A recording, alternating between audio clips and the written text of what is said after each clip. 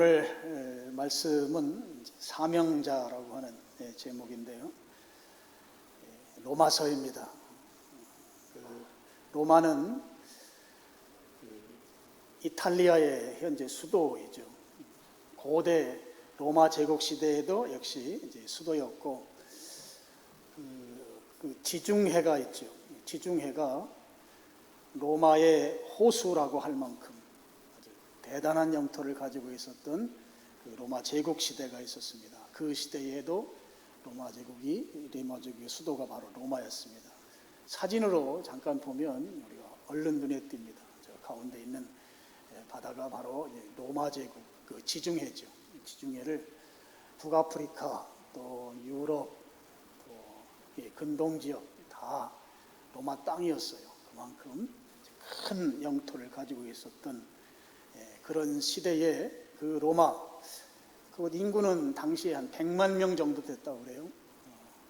당시 세계에서 가장 큰 도시가 이제 여러분 그 지도에 보면 저 부츠처럼 생긴 장화처럼 생긴 그곳이 바로 이탈리아 반도이고, 중간에 로마라고 하는 도시가 있습니다. 이제 그곳에 교회가 세워진 것이죠. 물론 이제 그곳 교회는 바울이 세운 교회는 아닙니다. 로마 교회가 언제 누가 세웠는가? 많은 분들이 이렇게 이야기합니다. 사도행전 2장에 보면 그 오순절날 세계 각국에서 사람들이 예루살렘에 모이죠. 절기가 되면 유대인들로서는 그 의무적으로 이제 절기에 참석합니다. 그래서 오순절날 그 왔던 그 지역들이 한 15군데가 쭉 소개가 돼요. 그 중에 죄송합니다. 그 10절 하반절에 보면 거기 그런 표현이 나옵니다. 로마로부터 온 나그네 곧 유대인과 또 유대교에 들어온 사람들 이렇게 소개되고 있어요. 그러니까 그 로마에서 오순절을 지키기 위해서 사람들이 몰려왔는데, 그때 로마에서 온 사람들이 있었고 로마에서 온 유대인뿐만 아니라 개종한 사람들까지, 이방인들이겠죠. 그들까지 이제 예루살렘에 왔다가, 여러분 잘 아시는 대로 사도행전 2장은 성령 강림한 놀라운 역사가 있었던 그런 사건이 기록되어 있죠. 그들이 와서 성령 체험한 베드로의 설교를 듣습니다. 그리고 거기에서 3,000명이 회개하는 일이 있었으니까 그 중에 이제 로마에서 온 사람들도 회개하고 예수님을 믿게 되는 그 역사가 당연히 있었겠죠. 그래서 로마 교회의 개척 멤버는 누구냐 할 때 사도행전 2장에 오순절날 예루살렘에 왔다가 거기에서 성령 받고 예수님 믿게 돼서 다시 고향으로 돌아가서 로마로 돌아가서 그 사람들이 로마 교회를 개척했다, 로마 교회를 세웠다, 이런 것이죠.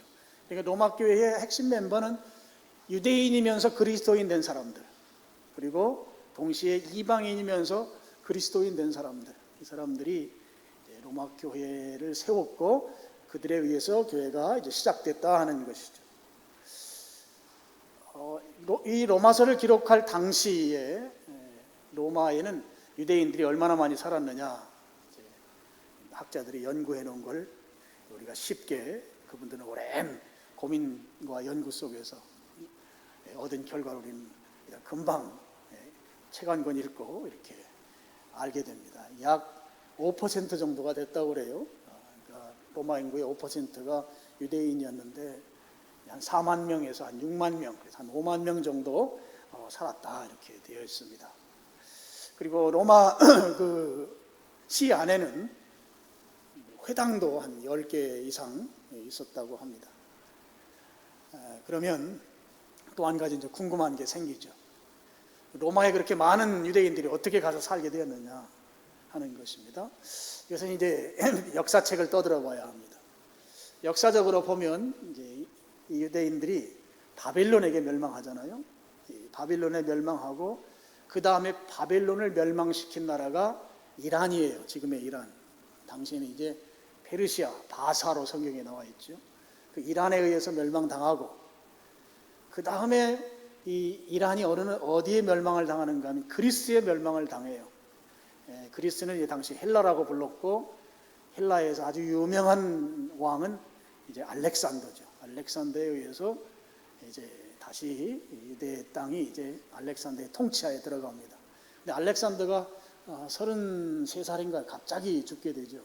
그런 이후에 그의 부하들이 이제 분할 통치를 합니다. 그래서 유대 땅은 시리아라고 하는 나라, 당시 이제 이걸 셀류커스 왕조라고 그래요. 그 왕조가 이제 통치를 합니다. 이 시리아가 통치하는 중에 독립운동이 대대적으로 일어나요. 독립운동에 그 앞장섰던 사람 이름이 마카비라고 부릅니다.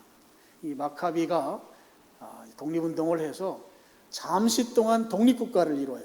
이제 예수님 모시기 166년 전에 독립운동해서 이제 독립이 되고, 그러면서 이제 왕조를 이루게 되는데 한 100년 정도 이루어요. 그래서 그 왕조 이름을 하스몬 왕조라고 불러요.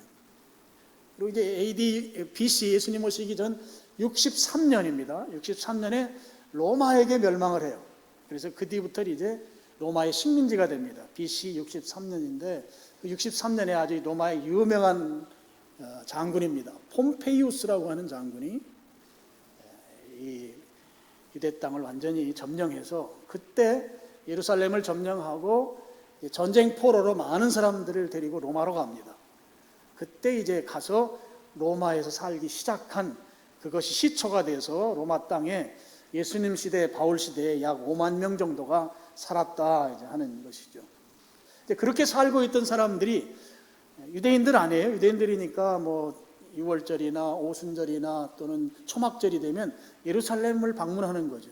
근데 마침 오순절이 돼서 그 로마에 살던 유대인들이, 그 중에 또 유대교로 개종한 이방인들까지 포함해서 같이 예루살렘에 왔다가 성령으로 충만한 베드로의 설교를 듣고 그들이 예수님을 영접하게 되고 예수님 믿고 다시 살던 곳으로 돌아가서 그들이 한 일이 교회를 세우는 일을 했다 하는 것이에요. 그래서 로마 교회는 그렇게 해서 세워졌다고 하는 것이 대부분 동의하는 의견입니다. 그렇게 로마 교회가 세워졌는데, 로마 교회에 두 가지 큰 갈등이 있었어요. 한 가지 갈등은 유대인들이 다 예수님 믿는 거 아니잖아요. 유대인들 가운데 전통적으로 유대교를 믿는 유대인들과 또 예수님을 믿는 유대인들 간의 갈등, 충돌이 있었습니다. 왜 충돌했는가 하면 주로 모임을 어디에서 모였는가 하면 회당에서 모였거든요. 회당은 원래 유대인들의 예배 장소였어요. 유대교의 예배 장소였는데 그곳에 예수님 믿는 유대인들과 또 이방인들이 와서 그곳에서 예수님을 믿고 복음을 전하고 또 전도도 하고 뭐 이런 일들을 한 것이죠. 전통적으로 유대교를 믿던 유대인들 입장에서 보면 남의 집에 와서 주인 행사하는 거잖아요. 그러니까 거기에서 이제 충돌이 일어났습니다. 그래서 아주 서로 간에 증오하고 미워하고 심지어는 폭력 사태까지 일어나는 그런 일들이 계속 진행되었던 것이죠. 그런 혼란이 로마시 안에서 계속 벌어지니까 당시의 왕의 이름이, 황제의 이름이 글라우디오거든요. 보통 역사책에는 클라우디우스라고 이렇게 나옵니다. 이 클라우디우스가 그것을 그냥 두고 본 게 아니고 AD 49년 예수님 승천하고 한 20년 채 안 된 그 즈음에 로마에 살고 있던 유대인들을 다 추방해버립니다. 다 내쫓죠. 너희들 왜 이렇게 싸우느냐? 왜 이렇게 혼란스럽게 서로 막 그 로마 시민들을 시끄럽게 하는가? 그래서 황제가 유대인들 다 로마시에서 다 나가 이렇게 한 거예요. 추방당했습니다. 여러분, 이 추방당한 기록은 성경에 나와요. 어디에 나오는가 하면요, 사도행전 18장에 나옵니다. 제가 읽으면서 이 부분은 설명하겠습니다. 그 후에 바울이 아덴은 그리스의 수도인 아테네를 말하죠. 아테네를 떠나서 고린도에 이르러, 여러분, 바울이 로마서를 기록한, 로마서를 편지로 써서 보낸 장소가 고린도입니다. 고린도에 이르러 2절, 아굴라라 하는 본도에서 난 유대인입니다. 아굴라 유대인 한 사람을 만나니, 그 다음에 그 내용이 나오죠. 글라우디오가, 성경의 글라우디오, 일반 역사책에는 클라우디우스가 모든 유대인을 명하여 어떻게 하라? 로마를 떠나라. 로마에서 추방시켰다 하는 거죠. 그렇게 한 거로 아굴라가 그의 아내 브리스길라와 함께 이달리아는 이탈리아를 말하죠. 바로 로마를 말합니다. 로마로부터 새로 온지라. 그러니까 로마에서 쫓겨나가지고 아굴라와 브리스길라 이 유명한 부부가 고린도로 왔다 하는 것이죠. 그래서 바울이 그들에게 감해 3절 생업이 같으므로 먹고 사는 이 직업이 같았다 하는 거죠. 함께 살면서 이 일을 하니 그 생업은 천막을 만드는 것이었다. 텐트 메이커라고 하잖아요. 천막 수리하고 제조하는 일을 바울도 하고 브리스길라 아굴라 이 부부도 했다 하는 거예요. 약 1년 6개월 정도 그렇게 했습니다. 그래서 바울이 텐트 만들어서 먹고 살면서 복음을 전했거든요. 그래서 이것을 자비량 선교 그렇게 말해요. 그래서 보통 자비량 선교하는 사람을 텐트 메이커라고 영어로 그렇게 말합니다. 4절 보시죠. 4절 안식일마다 바울이 어디에서 강론하고? 회당에서 강론하고. 이게 갈등의 요소인 거예요. 회당은 유대인들이 전통적으로 자기 유대교 예배하는 장소인데 예수님 믿는 바울이 와서 회당에서 설교하고 유대인과 헬라인을 권면했다. 이 권면이라는 것은 복음을 전했다라는 것이거든요. 그러니까 이 뒤에 우리가 만약에 더 덧붙이는 성경 구절을 쓴다 하면 그러므로 유대인들이 바울이 미워서 견딜 수 없어 했고 열리 바쳤더라. 뭐 이런 내용이 나와도 자연스러운 성경 구절이 되는 것이죠. 여러분 이 로마서에 나오는 유대교를 믿는 유대인들과 또 예수님을 믿는 유대인들 간의 이 충돌이 도를 넘어섰다. 그래서 황제가 유대인들 너들 여기들 더 이상 시끄러워 못 살게 할 거야. 다 로마를 떠나. 해서 추방했던 것이 AD 49년입니다. 그런 거 우리 쉽게 우리가 좀 납득이 되죠. 우리나라에 만약에 동남아에서 온 사람들이 좀 이렇게 말해서 좀 죄송한데 뭐 구로공단이나 이런 쪽에 많이 살잖아요. 안산 같은데 맨날 술 먹고 싸우고 범죄하고 살인행위하고 이러면 다 니네 나라로 가라. 그렇게 할 수 있잖아요. 그런 것과 좀 비슷하다고 생각하시면 되겠습니다. 이렇게 유대인들 간의 심한 충돌, 이게 갈등이 로마 교회 안에 있었다. 첫 번째 갈등입니다. 두 번째 갈등은 이제 로마 교회 안에 있는 교인들 간의 갈등이에요.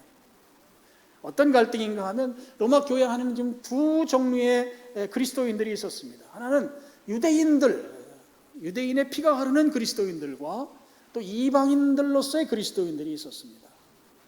근데 이들 간에 왜 갈등이 생겼는가 하면 유대인들이 그동안 전통적으로 지켜왔던 전통 의식을 행하기를 원했어요.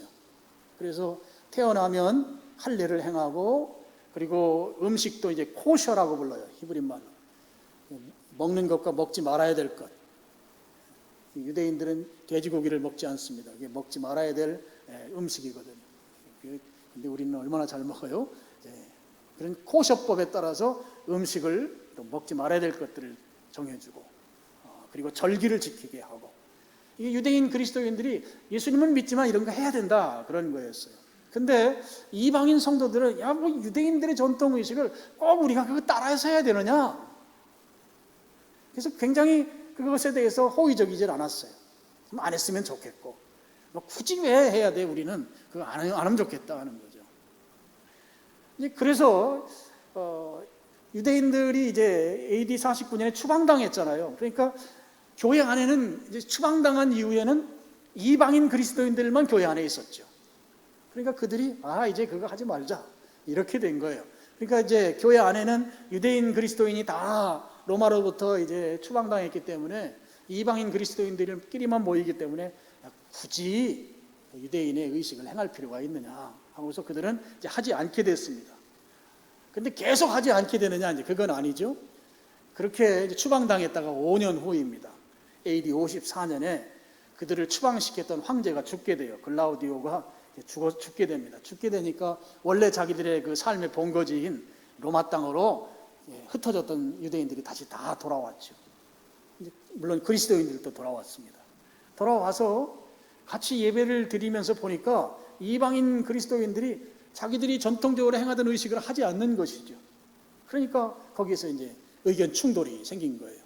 유대인들 입장에서는 야, 이방인들 너희들도 예수님 믿으려면 예수님이 유대인 아니냐? 그러니까 유대인의 이 전통 의식을 행해야 해.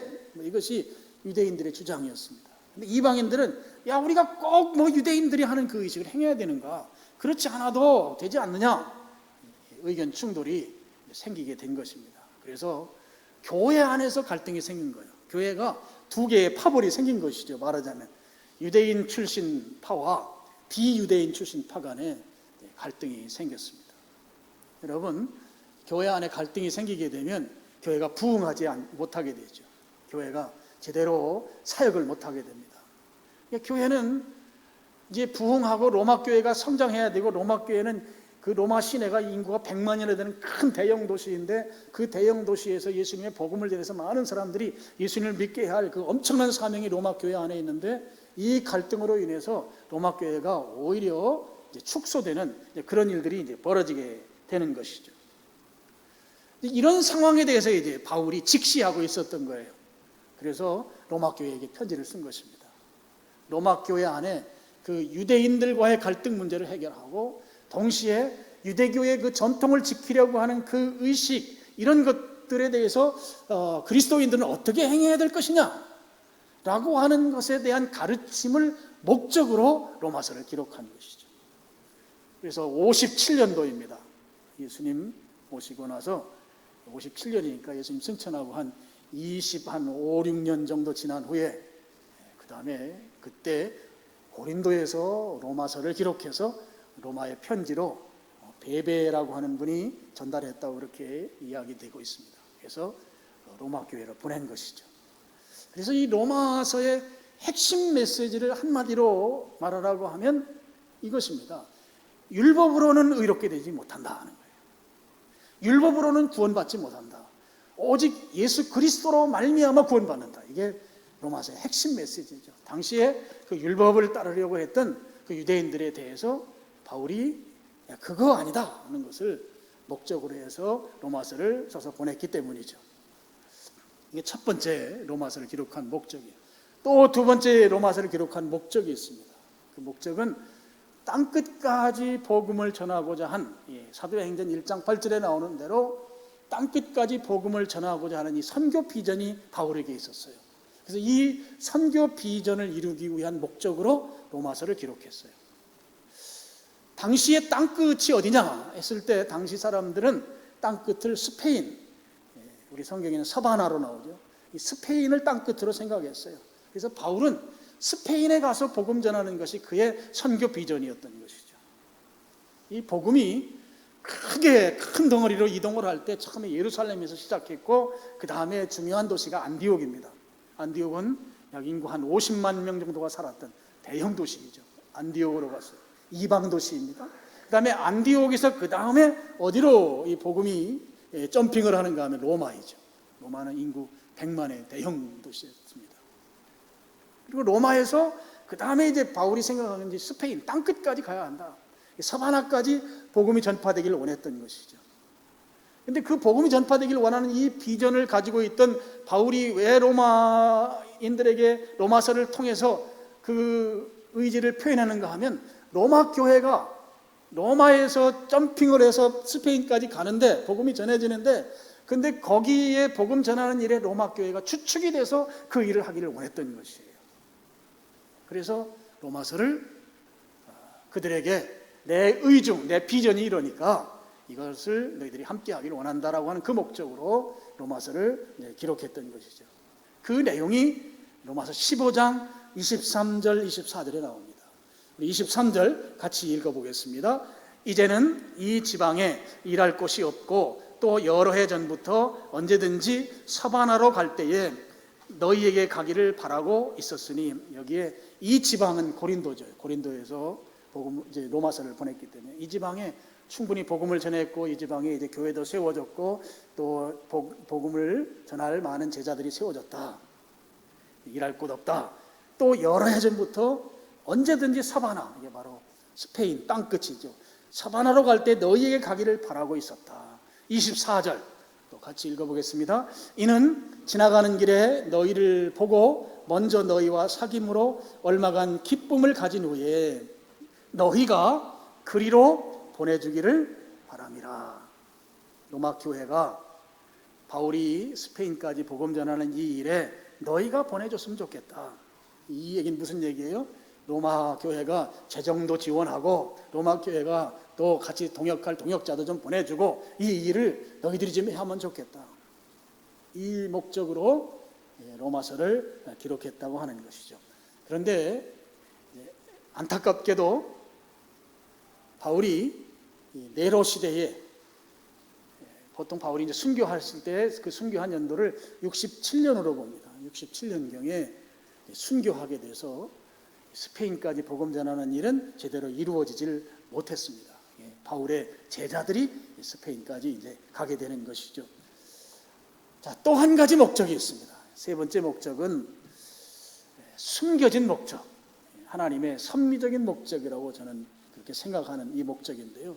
이 목적은 어떤 목적으로 로마서가 기록되었는가 하면 박해를 받는 그리스도인들, 고난받는 그리스도인들이 그 고난을 이겨내는 능력이 되게 하는, 이 로마서를 통해서 그 고난을 이겨낼 수 있게 하는 그 목적으로 로마서를 기록했다 하는 것이죠. 로마서가 AD 57년에 기록됐습니다. 그래서 로마 교회에게 보내줬어요. 편지 글이죠. 보냈습니다. 보낸 후에 7년이 지났어요. 그러니까 7년 동안 로마 교회 성도들은 바울이 보낸 이 로마서를 다 읽었을 거예요. 회람한다고 하죠. 이 책을, 로마서를 쭉 교인들이 다 돌아가면서 읽었을 것입니다. 읽으면서 이제 은혜도 받고 감동도 받고 또 다짐도 하고 결심도 하고 뭐 이렇게 했겠죠. 그런데 그 7년 후에 64년이죠. 64년에 로마 교회에 대박해가 일어나기 시작합니다. 이때가 이제 네로 황제 시대 때인데요. 네로 황제가 처음에는 교회를 박해하지 않았어요. 처음부터. 그런데 이 네로 황제가 집권 10년 차가 됐던 64년, 글라우디우스 죽은 그 다음 황제가 로마 황제, 이제 네로 황제거든요. 네로 황제가 이제 10년 차, 64년 그 해부터 이제 박해를 시작하기 시작합니다. 그러니까 교회 박해의 시초는 네로예요. 네로가 처음으로 이제 교회를 박해하기 시작한 거거든요. 왜 박해했는가? 그 64년도 7월 달에 로마시에 불이 나요. 대형 화재가 났습니다. 이 화재가 났는데 이제 우리 일반 역사책을 보면 네로가 이 불길을 잡으려고 이 진화 작업을 열심히 합니다. 근데 진화가 되질 않았어요. 그러면서 불길이 더 번져갖고 이제 로마를 당시 행정구역이 14개의 구역으로 나눠서 행정구역이 되어 있었는데 자그마치 10구역이 다 불에 탄 거예요. 4구역만 남은 거죠. 그렇게 불이 번져 나갔습니다. 불이 번져 나가니까 이제 로마에 살고 있는 100만의 인구가 있잖아요. 그 사람들의 민심이 이제 동요하기 시작하는 거죠. 민심이 흉흉하다 그러잖아요. 그러면서 요즘 말로 말하면 가짜 뉴스가 이제 막 퍼져나가기 시작한 거예요. 가짜 뉴스 가운데에는 로마 황제가 불을 놨다는 거죠. 로마 황제가 방어한 것이다. 그러니까 이게 불길도 못 잡고 이렇게 불이 커져 나가지.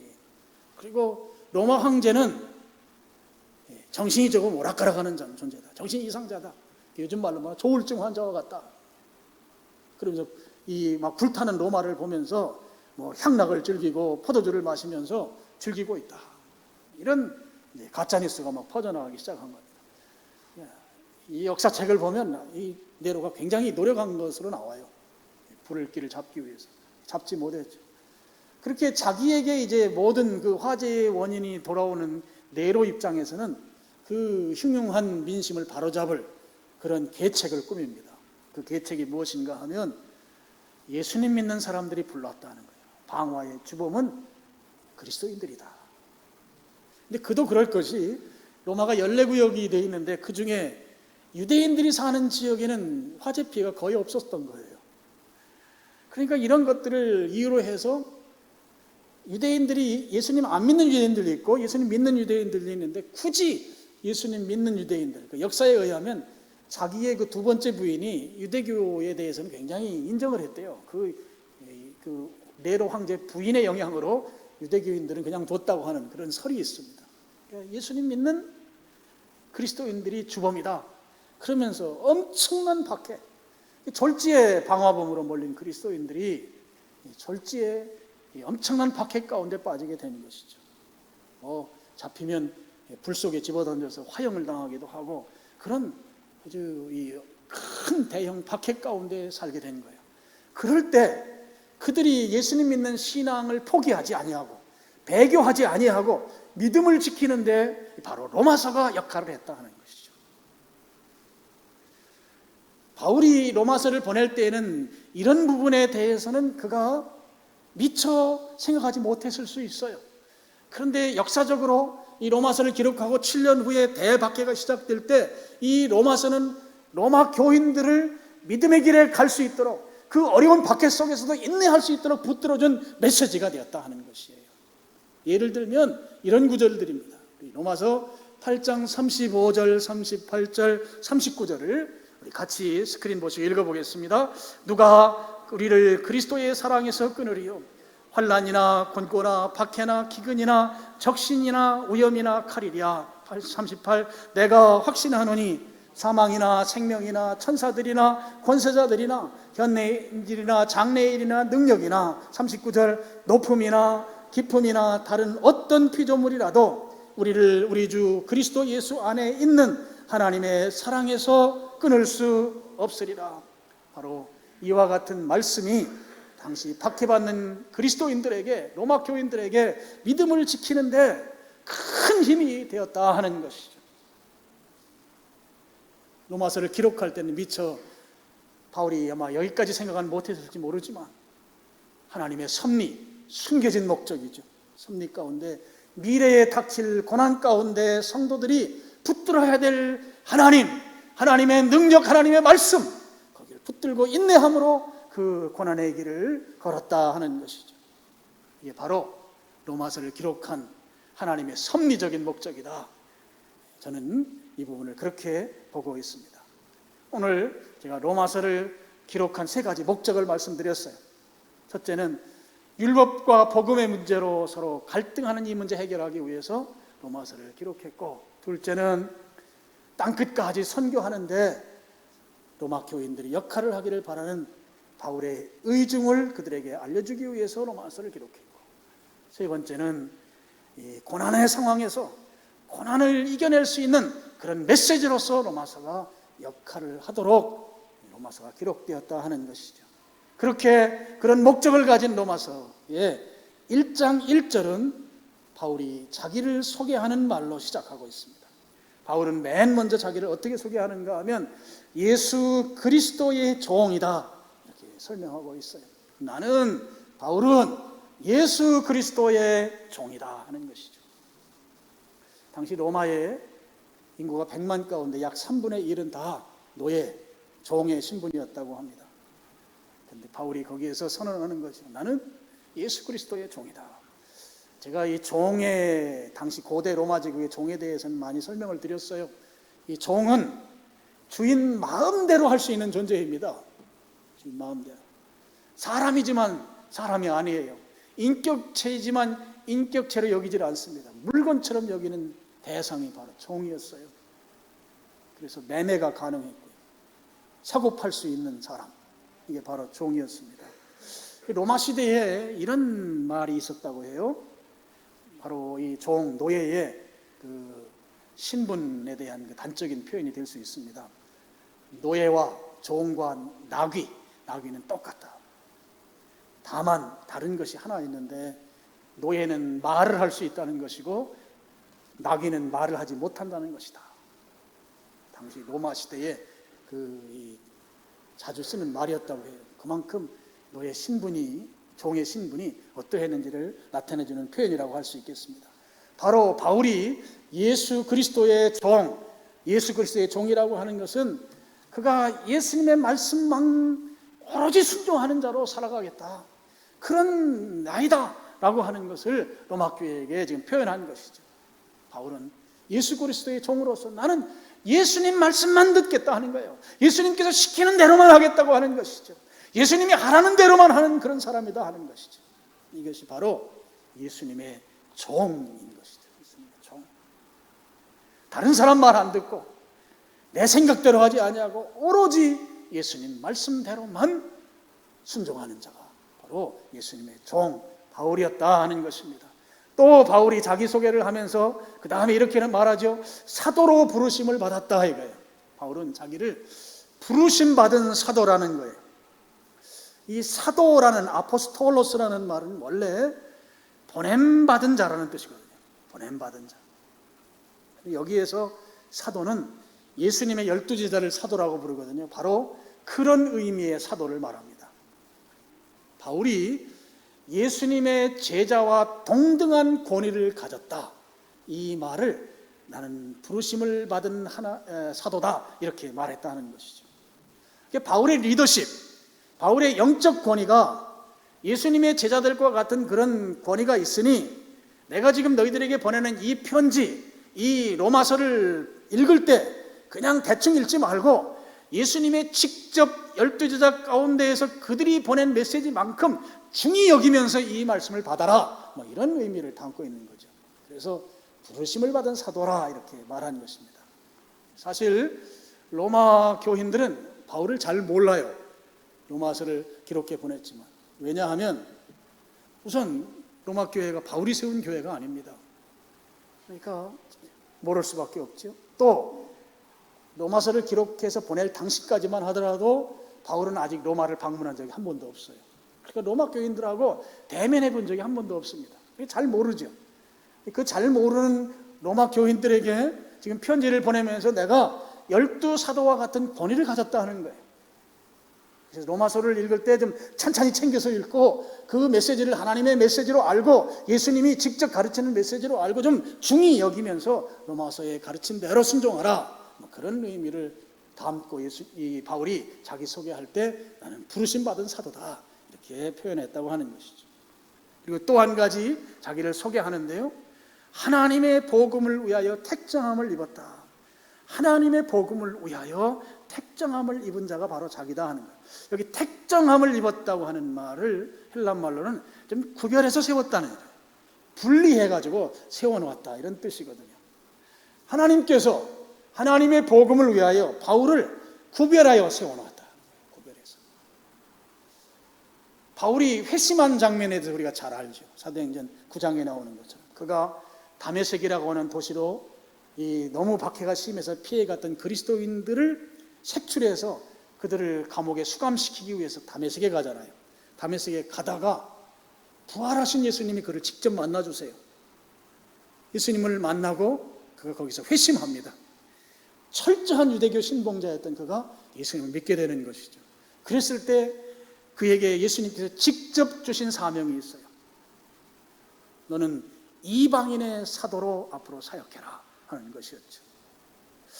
여러분, 이방인의 사도로 예수님께서 그를 구별해서 택정해서 세웠습니다.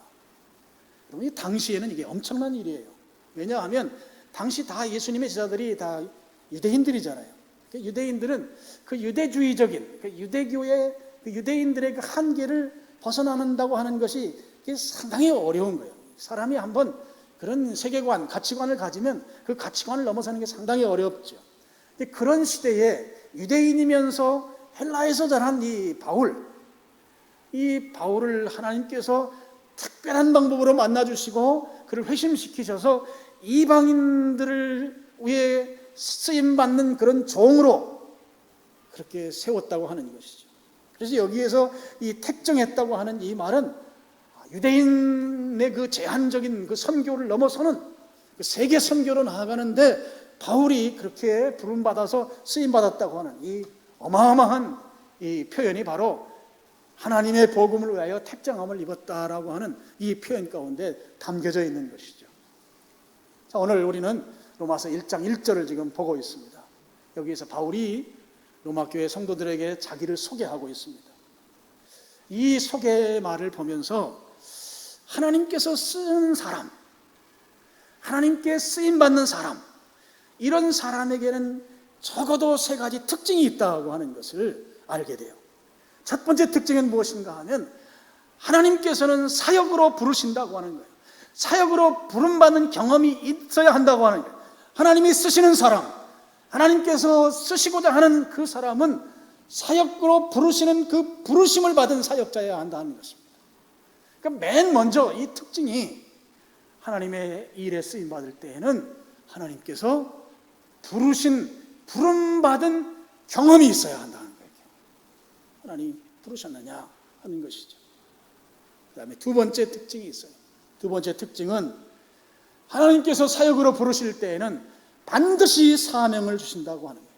이 사명이 흐리멍텅한 사명, 긴가민가한 사명, 이게 뭐 대충 그런 주시는 사명이 아니라 아주 분명하고 구체적인 사명이라는 것이죠. 세 번째 특징이 있어요. 이 주신 사명, 이 사명은 그 사명을 받은 사람 각자가 다 다르다고 하는 거예요. 그리고 다 구체적이라고 하는 거예요. 사명이 여기에 우리 있는 모든 성도들이 다 각자 다르고 성도들이 다 각자 다르면서도 구체적이다 하는 거죠. 그래서 제가 이 원칙을 그림으로 한번 그려봤어요. 그림으로 한번 보시죠. 자, 하나님 측면에서는 소명이라고 불러요. 부를 쏟자. God's calling이에요.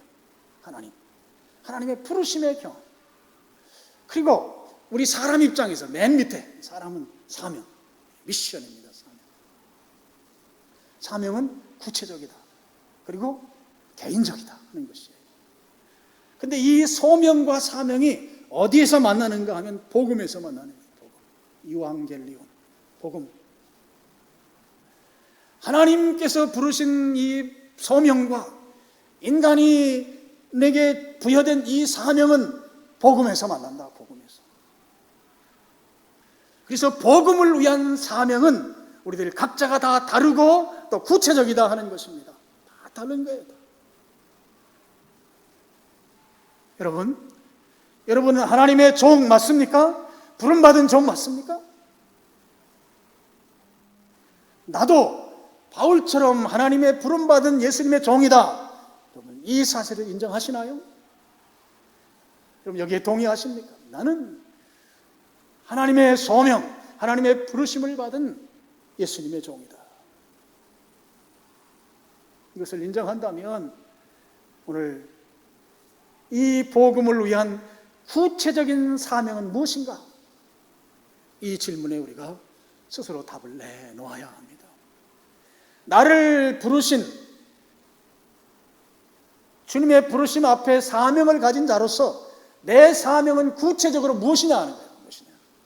구체적으로 바울은 이방인을 전도하는 이 사명을 가졌어요. 구체적으로 이방인 사역에 대한 사명. 그럼 여러분들 각자에게는 어떤 사명이 있나요? 나를 사역으로 부르셔서 나를 사역자로 부르셨다면 나는 어떤 사명이 있습니까? 예배에서 악기를 잘 연주해서 예배가 정말 하나님이 받으시는 예배를 드리는 그 사명이 여러분에게 있습니까?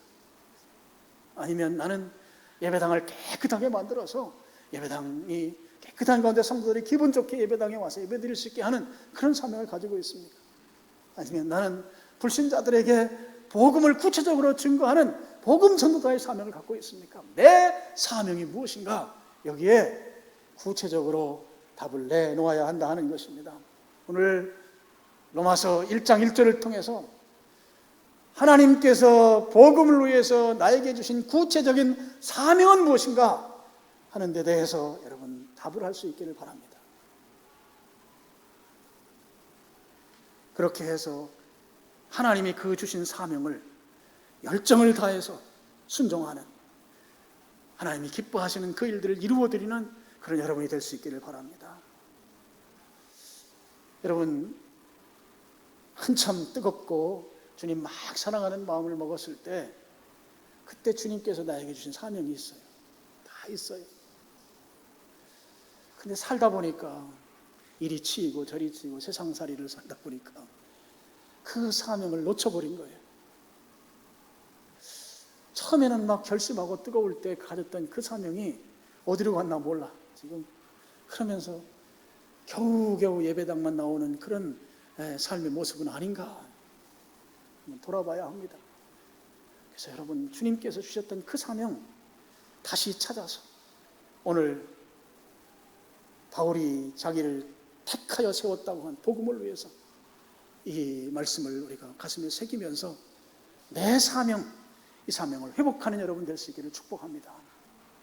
나에게 주신 사명.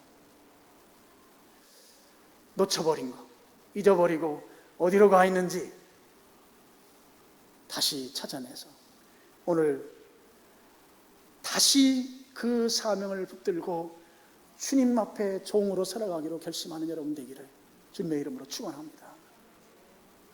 그 사명 찾아내야 합니다. 내가 젊었을 때 주님이 내게 주신 사명, 내가 예수님 처음 믿었을 때 주님이 주신 그 사명, 지금 다 놓쳐버리고 있다고 하면 재헌신, 재결심이 필요해요. 재결심해서 다시 그 사명 가지고 살아가는 게 중요합니다. 세월이 다 지나서 사명을 발견했는데도 다시 내가 옛날 그 사명이 새롭게 내 앞에 부각됐는데도 그걸 순종할 수 없는 그런 모습이 되기 전에 그 사명 다시 찾아내서 주님이 나를 부르실 때 주셨던 그 사명 다 순종하는 그런 여러분들 될 수 있기를 다시 한번 축원합니다. 아멘. 기도하겠습니다. 아버지 하나님 감사합니다.